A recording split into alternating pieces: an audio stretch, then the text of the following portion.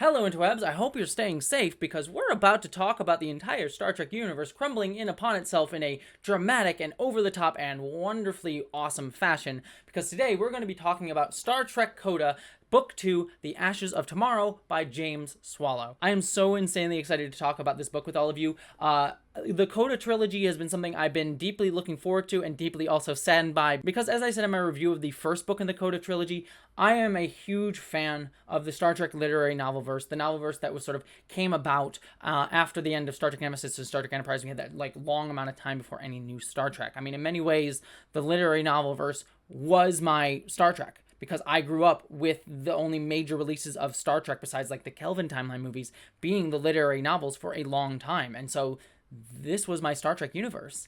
And now with the creation of Star Trek Picard and Discovery and the sort of new continuity that's coming in, the novelverse has to sadly go away, but we're getting this wonderful swan song with Star Trek Coda that is meant to sort of put a bow on the literary novel universe and set up into the new canon, but also provide a conclusion to fans like myself who have been following along the literary verse for years now. And so it's a very bittersweet and yet awesomely epic thing that I am appreciative of, because something like the Star Wars novel universe didn't really get that. It just sort of became legends. So with all that being said, I've gone into Coda with this sort of mixed feelings of just being excited by how awesome and this big epic crossover that it is, but also saddened because it means the end of this thing that I really love. And that brings me into discussing this novel actually proper. And also, I should say right up front, while this is ostensibly a review of this book, I'm going to talk about the things that I liked and didn't like about Star Trek Coda, and I will try to keep it as spoiler free as I possibly can for some of the stuff that happens towards the end of the novel.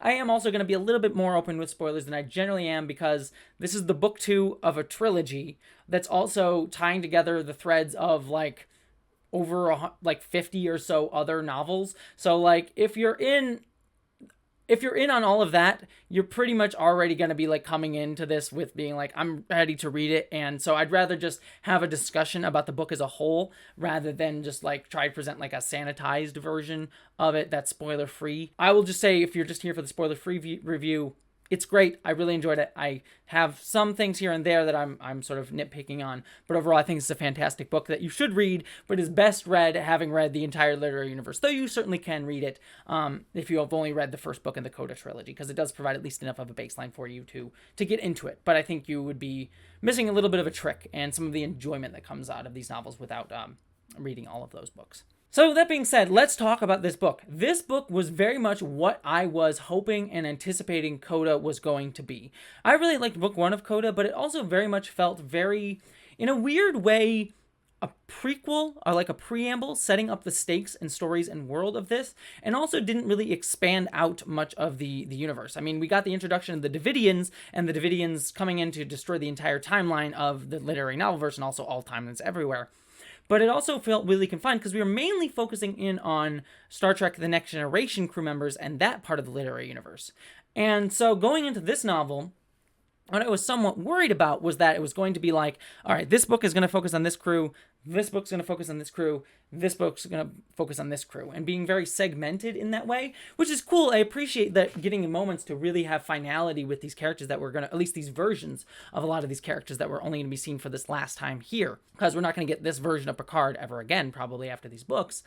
But I also just wanted one last time to get the big crossover event that these literary books always allowed us to have, having Picard meet Sisko, or having Voyager people like Tom Paris pop up in a Next Generation story, and getting to meet Picard for the first time. And all of that stuff happens within this novel, and it is absolutely brilliant and fun.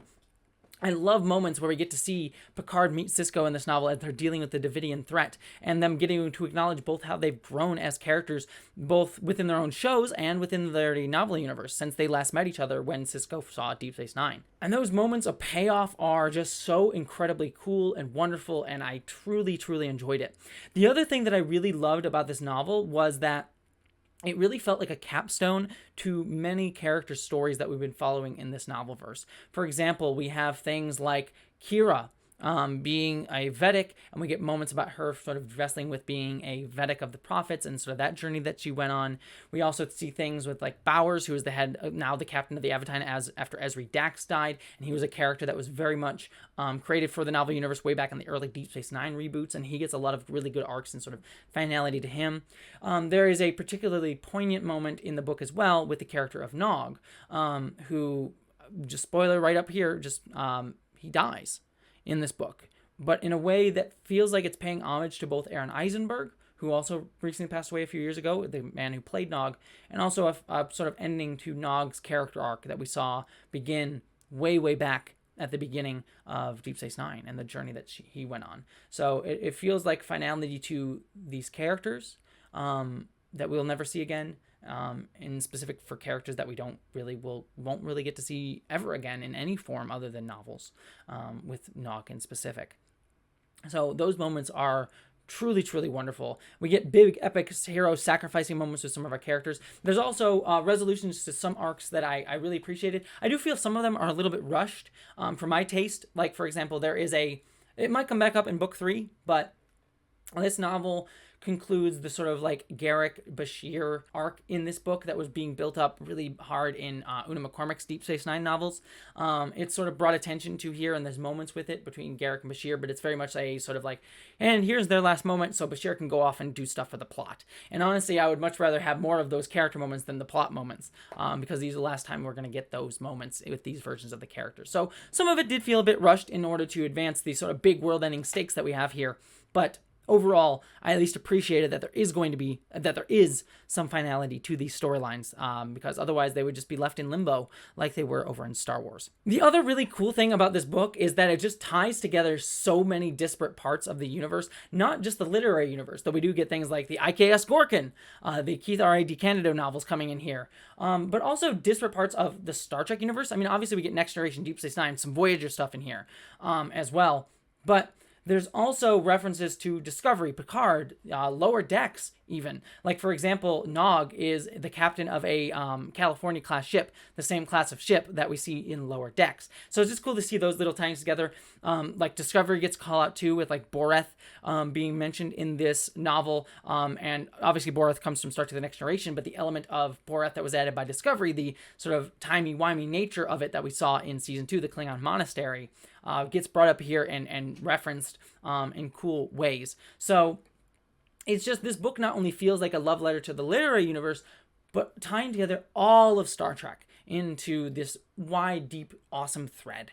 And I just really thought it was cool. The plot of this novel is epic and awesome. I mean, we have things like, Picard going rogue off on an adventure into like trying to save the Federation and the entire universe.